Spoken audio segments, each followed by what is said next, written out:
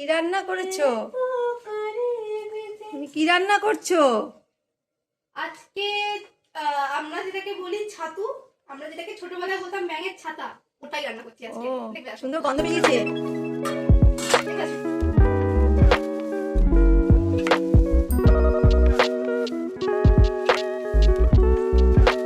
তো চলো এবারে দেখে নেওয়া যাক কী করে রান্নাটা করা হলো। আমি ফার্স্টেই এই মাশরুমগুলো ভালো করে কেটে নিলাম।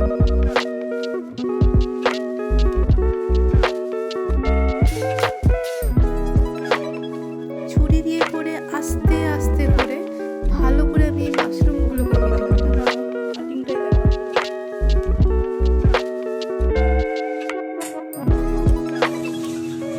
তারপরে আমি গরম জলে হালকা একটু নুন দিয়ে করে মাশরুমে যাতে একটু হালকা হালকা বালি ভাবটা বেরিয়ে যায় তার জন্য মাশরুমটাকে ধুয়ে নিলাম এবং তার সাথে সমস্ত কিছু পেঁয়াজ, আদা, রসুন, তারপর কড়াইতে সামান্য যতটা পরিমাণ লাগে তেল ঢেলে নিলাম। তেল গরম হয়ে গেছে। তেল গরম হয়ে যাওয়ার পর সাদা জিরে, গোটা গরম মশলা, এলাচ, লবঙ্গ, দারচিনি, তেজপাতা এবং তারপরে আমরা তার সাথে সামান্য পেঁয়াজ এবং শুকনো লঙ্কা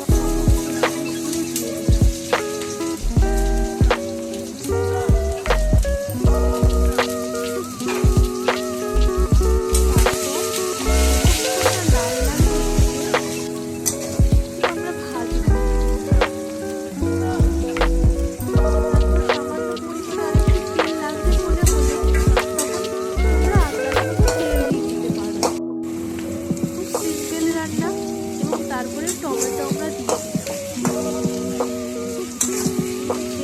দুর্দান্ত স্বাদের হয় এটা।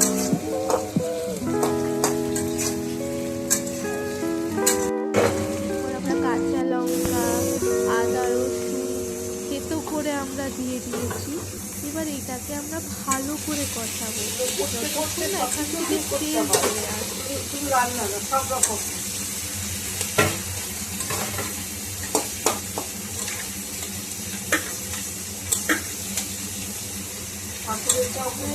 ভালো করে কষিয়ে নেবে অনেকক্ষণ অবধি।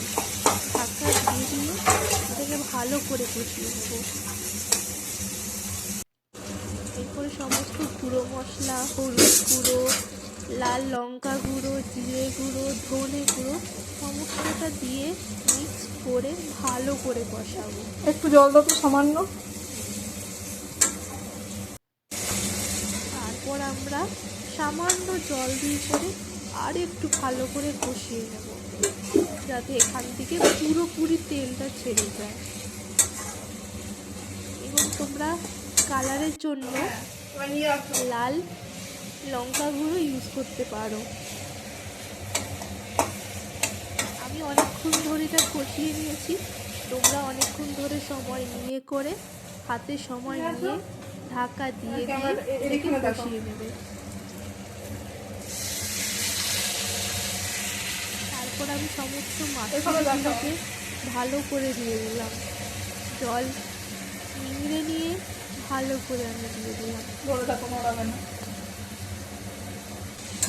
তারপর এটাকে ভালো করে কষিয়ে নেব ঢাকা দিয়ে দিয়ে। যতক্ষণ না সেদ্ধ হচ্ছে ততক্ষণ ভালো করে কষিয়ে নেব।